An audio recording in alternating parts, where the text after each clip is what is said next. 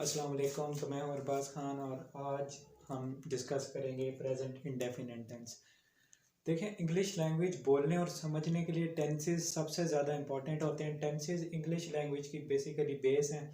अगर आपको टेंसेस आते हैं तो आप इंग्लिश को समझ भी सकते हैं, आप इंग्लिश को थोड़ी प्रैक्टिस के बाद बोल भी सकते हैं। और इस सिलसिले में जो सबसे पहले हम ये देखते हैं कि कितने टाइम्स होते हैं टेंसेस के अंदर। बेसिकली टेंसेस के अंदर 3 टाइम होते हैं, प्रेजेंट, पास्ट और फ्यूचर। तो इसके आगे कुछ टेंसेस हैं, कुछ कंडीशंस होती हैं कि इस कंडीशन के अंदर आपने ऐसे बोलना है और इस कंडीशन के अंदर आपने ऐसे बोलना है, और उन कंडीशंस को फिर मुख्तलिफ नाम दे दिए जाते हैं। और उसमें सबसे पहले हम प्रेजेंट को डिस्कस करेंगे। प्रेजेंट के अंदर सबसे पहले आता है प्रेजेंट इंडेफिनिट टेंस।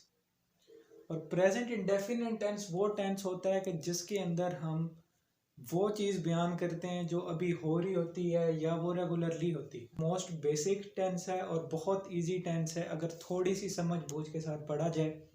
और एक बात मैं आपको बता दूं कि सबसे इम्पोर्टेंट चीज़ जो टेंसेस को समझने के लिए वो उसका स्ट्रक्चर होता है। तो सबसे ज़्यादा ध्यान आपने स्ट्रक्चर के ऊपर देना है। अगर शुरू किया जाए सबसे पहले प्रेजेंट इंडेफिनिट की डेफिनेशन, तो डेफिनेशन में ये चीज़ होती है थिंग्स हैपनिंग राइट नाउ। वो चीज़ें जो अभी हो रही हैं, यानी कि वो चल रही हैं, प्रेजेंट के अंदर हो रही हैं, उन्हें भी हम प्रेजेंट इंडेफिनिट टेंस के अंदर शामिल करते हैं। और थिंग्स हैपन रेगुलरली, या वो चीज़ें जो बाकायदगी से होती हैं, रूटीन वाइज जो वर्क होता है, उसे भी हम प्रेजेंट इंडेफिनिट टेंस के अंदर ही इंक्लूड करते हैं। अब प्रेजेंट इंडेफिनिट टेंस का स्ट्रक्चर देखा जाए, अब आप देख रहे होंगे मैंने आगे पॉजिटिव टेंस लिखा है। पॉजिटिव सेंटेंस का मतलब है कि आगे इसके नेगेटिव सेंटेंस भी होगा और इंटरोगेटिव सेंटेंस भी होगा। लेकिन सबसे पहले हम सिंपल टेंस देखेंगे, सिंपल सेंटेंस जिसके अंदर प्रेजेंट इंडेफिनिट यूज होता है। सबसे पहले उसका स्ट्रक्चर देखेंगे और स्ट्रक्चर में सबसे पहले आता है सब्जेक्ट। सब्जेक्ट क्या होता है? सब्जेक्ट कोई भी ऐसी चीज जो काम कर रही होती है, anything that is doing action is called subject. और सब्जेक्ट में बेसिकली हम प्रोवर्ब्स यूज करते हैं, वैसे किसी का नाम भी हो सकता है, नाउन भी हो सकता है। और सब्जेक्ट में बेसिकली हम नाउन्स और प्रोनाउंस यूज करते हैं। नाउन जो होता है वो कोई भी प्लेस हो सकती है, कोई भी पर्सन हो सकता है, जबकि प्रोनाउन जो है वो आप यहाँ देख रहे होंगे, I, you, he, she, it, we, they, ये जो है प्रोनाउन होते हैं जो सब्जेक्ट में यूज होते हैं।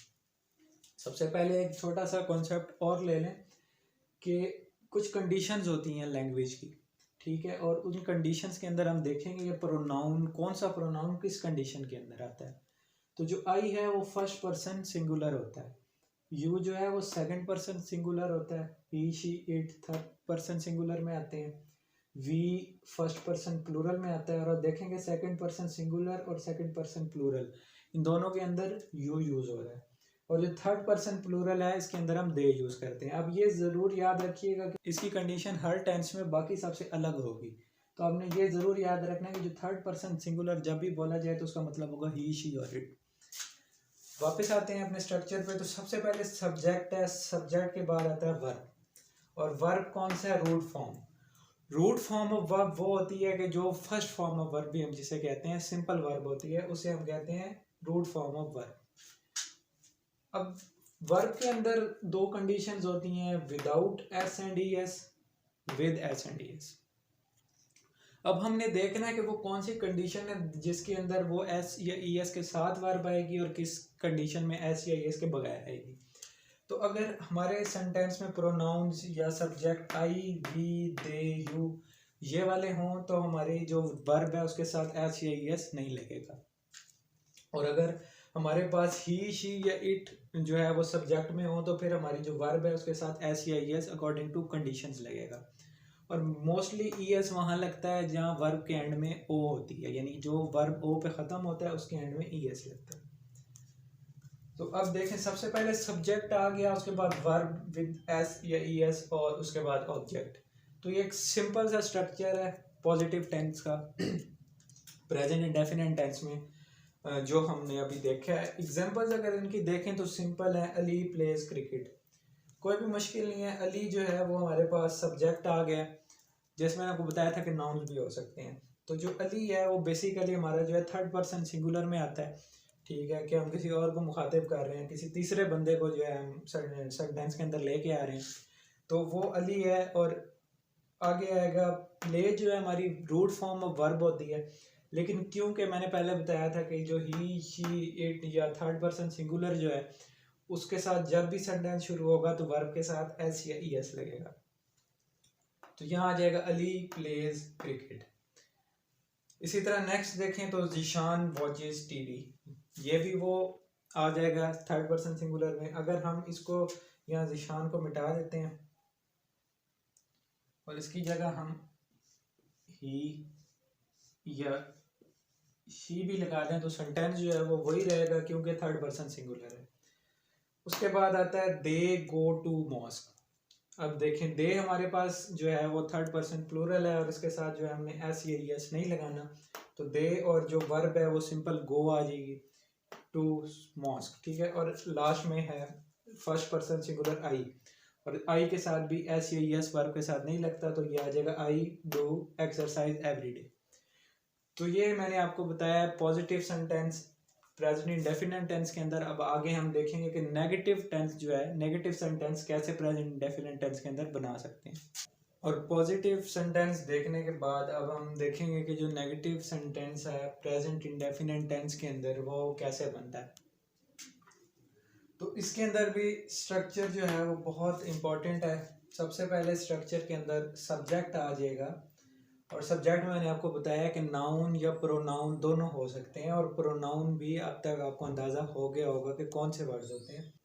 तो सब्जेक्ट के बाद नेक्स्ट हमारे पास डू या डज लग जाता है, यानी कि ये हमारे पास हेल्पिंग वर्ब्स आ जाते हैं डू और डज। और डू किसके साथ लगता है, आई वी दे यू के साथ डू लगता है, जबकि ही शी और इट के साथ डज लगता है।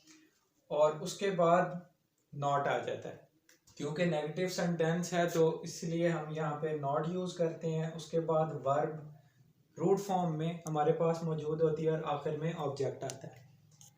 तो अगर इसकी हम एग्जांपल्स देखें तो you do not play well, तो इसमें देखा जा सकता है कि जो यू है सब्जेक्ट वो यहाँ से यूज़ हुआ है, तो इसके लिए हम आगे डू लगाएंगे। उसके बाद नॉट आएगा, वर्ब जो है वो प्ले है, सिंपल एज इट इज़ आ जाएगी, नेगेटिव में एस या एस लगाने की ज़रूरत नहीं होती वर्ब के साथ, वो यहाँ डू या डज हेल्पिंग वर्ब्स के साथ लग जाती है।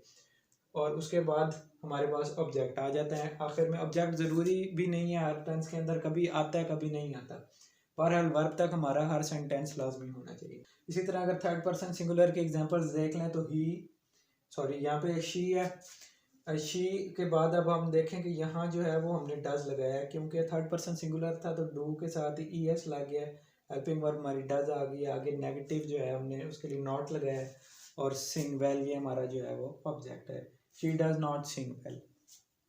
लास्ट एग्जांपल इसकी देखें तो it does not move, simple सी है। इट उन चीज़ों के लिए यूज़ होता है कि जो बेजान चीज़ें होती हैं, जबकि ही और शी उन चीज़ों के लिए यूज़ होता है कि जो जानदार होती हैं।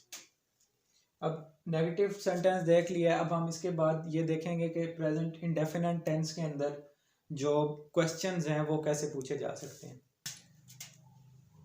तो नेगेटिव सेंटेंसेस के बाद अब नेक्स्ट जो है वो इंटेरोगेटिव सेंटेंस है, और इंटेरोगेटिव सेंटेंस के अंदर जस्ट थोड़ा सा चेंज होता है नेगेटिव सेंटेंस से, और जो डू और डज हैं ये हेल्पिंग वर्ब ये सेंटेंस के स्टार्ट में आ जाते हैं, और सब्जेक्ट जो है वो दूसरे नंबर पे शिफ्ट हो जाता है। उसके बाद जो वर्ब है उसी तरह रूट फॉर्म में और ऑब्जेक्ट आगे यूज़ होता है। एग्जांपल्स इनकी देख लें, सिंपल से एग्जांपल है डज ही प्ले क्रिकेट। यहाँ पे डज इस वजह से लगे क्योंकि यहाँ थर्ड पर्सन सिंगुलर यूज़ हुआ था, तो सिंपल सा सेंटेंस बन गया एक इंटेरोगेटिव सेंटेंस प्रेजेंट इंडेफिनिट में कि does he play cricket. Next है does she go to school, वही थर्ड पर्सन सिंगुलर है तो यहाँ पे जो है हमारे पास हेल्पिंग वर्ब है वो डज लगेगा। नेक्स्ट हमारे पास आता है डू दे लिव हियर और डू यू ऑफर प्रेयर्स। तो होपफुली स्ट्रक्चर के साथ ही आपको समझ आ गई होगी कि प्रेजेंट इंडेफिनिट टेंस में इंटेरोगेटिव सेंटेंस हम कैसे बनाते हैं। इसके साथ आज का ये लेक्चर ख़त्म होता है और होपफुली आपको बहुत अच्छा लगा होगा। नेक्स्ट और वीडियोस के लिए जो है हमारे चैनल को ज़रूर सब्सक्राइब कीजिएगा।